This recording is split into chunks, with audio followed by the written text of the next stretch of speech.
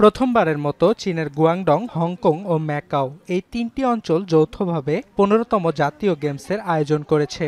৯ November থেকে শুরু হওয়া আয়োজনটি চলবে ২১ নভেম্বর পর্যন্ত। এবারের উদ্যোগটি শুধু খেলাধুলা নয়, তিন অঞ্চলের মানুষের মধ্যে বন্ধন তৈরিতে ভূমিকা রাখবে বলে মনে করেন দর্শনার্থীরা। রয়টার্স জানায়, প্রতিযোগিতার ভেন্যুগুলোতে অ্যাথলেট, কোচ ও রেফারি ছাড়াও ইভেন্ট পাসের মাধ্যমে বিনামূল্যে প্রবেশের অনুমতি পাচ্ছেন অনেক দর্শনার্থী।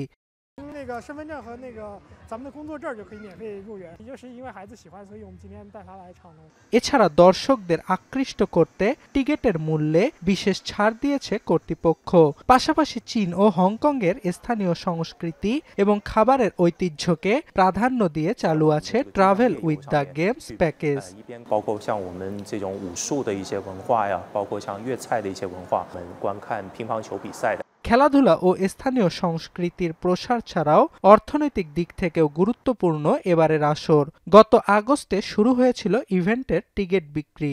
শুরুর দিন বিক্রি হয়েছিল ৩০,০০০-এরও বেশি টিকিট। এবারের আয়োজন থেকে $২.৩ বিলিয়ন রাজস্ব আসবে বলে প্রত্যাশা গুয়াংডং কর্তৃপক্ষের। আর ইভেন্টটি উপভোগ করবে প্রায় ৫০ লক্ষ দর্শনার্থী, যাদের বেশিরভাগই হংকং ও ম্যাকাওয়ের বাসিন্দা।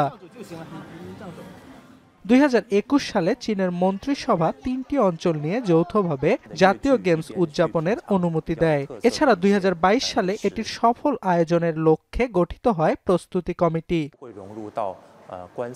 এবারের গেমসে ৩৪টি প্রতিযোগিতামূলক ইভেন্টে অংশ নিয়েছে প্রায় ২৬,০০০ অ্যাথলেট। অর্ণব প্রসাদ, এখন বিশ্ব। শিয়া বাটার ও ভিটামিন ই সমৃদ্ধ লিলি বিউটি সোপ, তারুণ্যময় উজ্জ্বল ত্বকের জন্য। রিমার্ক,